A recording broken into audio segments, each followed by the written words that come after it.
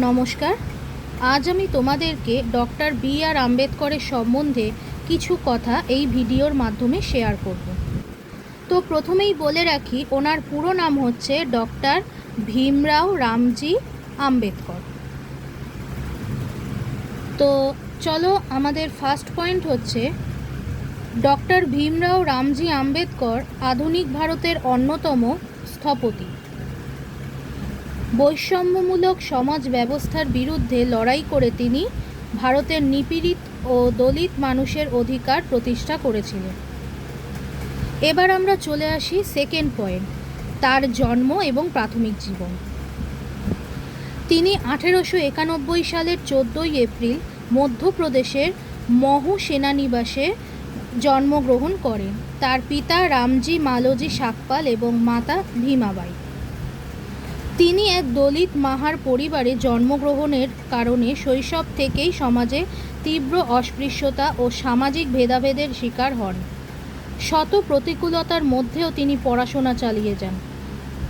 বরোদার মহারাজার সহায়তায় তিনি বোম্বে বিশ্ববিদ্যালয় থেকে স্নাতক ডিগ্রি অর্জন করেন এবং পরবর্তীতে যুক্তরাষ্ট্র ও যুক্তরাজ্য থেকে অর্থনীতি ও আইনে উচ্চশিক্ষা ও ডক্টরেট ডিগ্রি লাভ করেন।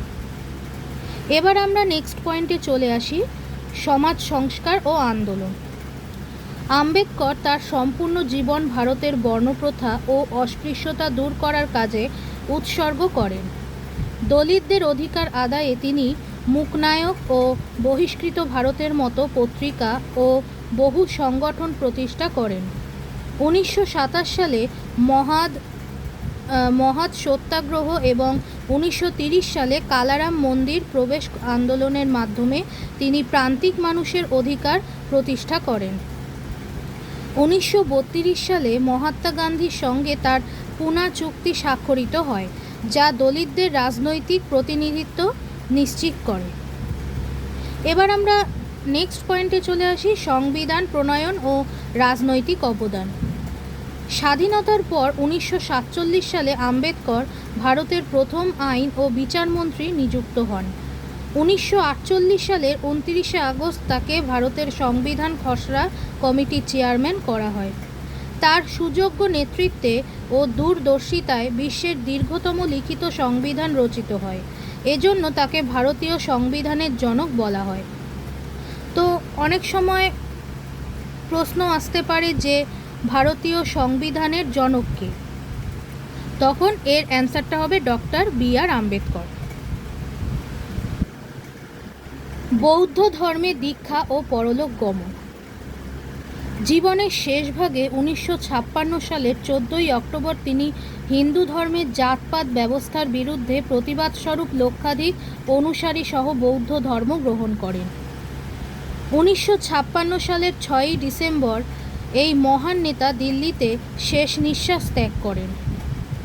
1990 সালে তাকে ভারতের সর্বোচ্চ বেসামরিক সম্মাননা ভারতরত্ন ভূষিত করা হয়। এবার আমরা লাস্ট পয়েন্ট চলে আসি, উপসংহার। ডক্টর বি আর আম্বেদকর কেবল একজন ব্যক্তি নন, তিনি এক যুগান্তকারী চেতনার নাম।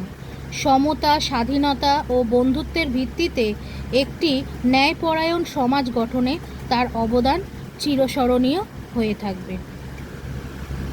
তো তোমাদের কেমন লাগলো অবশ্যই কিন্তু কমেন্ট করে জানাবে। আজকের মতো ভিডিওটা এখানেই শেষ করলাম।